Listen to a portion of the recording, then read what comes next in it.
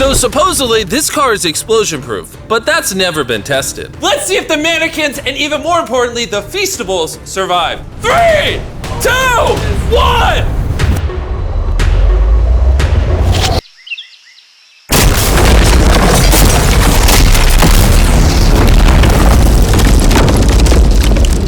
It just jumped! The car actually survived the blast with only a few minor scrapes. It put a dent in the window. Wait, hold up. Where are the Feastables? Chandler, get out the way. Chandler, the Feastables survived! If you're looking for a car that can take a bomb, I officially recommend this one.